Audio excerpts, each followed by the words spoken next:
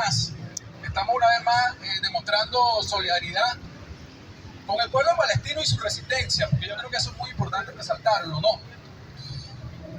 Y a la vez denunciar toda la complicidad que hay de la gobernanza a nivel mundial, los medios de comunicación hegemónicos, cómo se prestan, que intentan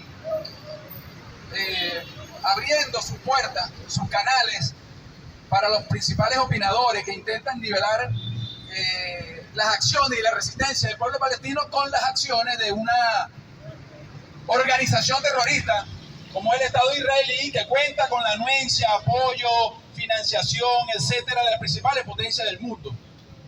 Y eso tenemos que denunciarlo. O sea, nosotros tenemos que sabernos ubicar, por ejemplo, por un lado, por supuesto, en primera instancia con la resistencia del pueblo palestino, pero también con las enormes movilizaciones que se están dando a nivel mundial.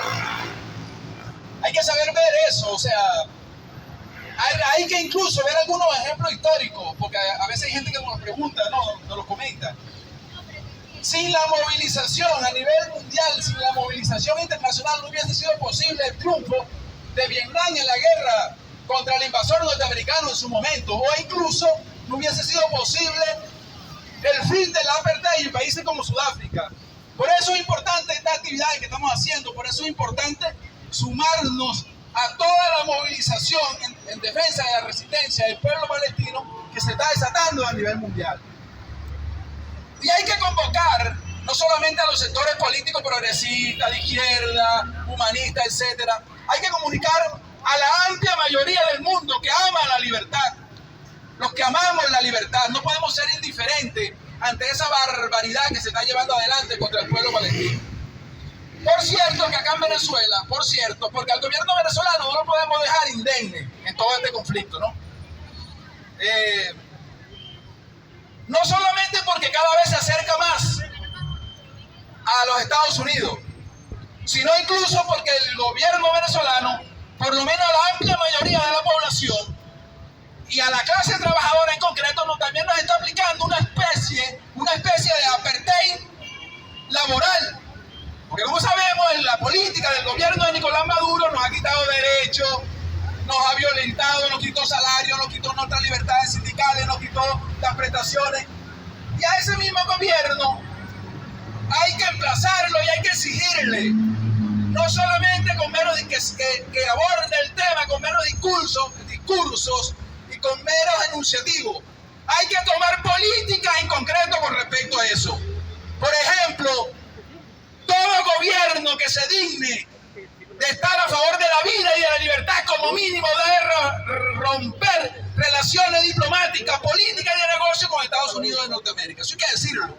No solamente con Estados Unidos, con todo gobierno que está incurso en invasiones, en masacres, en terrorismo y política de arrasar contra derechos de los pueblos del mundo. Eso incluye, por ejemplo, países como Rusia, otra potencia como China, qué sé yo. O sea, eso es muy importante saber decirlo. Porque la resistencia, y como hemos visto acá en Venezuela, ya se han hecho otras movilizaciones en defensa de la causa palestina. Las distintas organizaciones o sectores que lo están haciendo deberíamos tener la iniciativa de hacer un intento de encuentro y de unidad de acción por esta causa.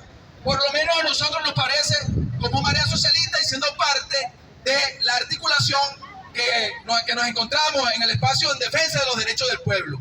Todas estas expresiones que se han visto, deberíamos entonces hacer ese esfuerzo por encontrarnos y discutir una causa común en defensa de la causa palestina. Entonces yo creo que es eso, hay que mantener estas acciones. Por ahora son como son, pero tenemos que apostar porque se desarrollen, porque se cualifiquen, porque se organicen cada vez más y cada vez más se hagan acompañadas por las distintas expresiones del pueblo venezolano que rechazan lo que está pasando en Palestina.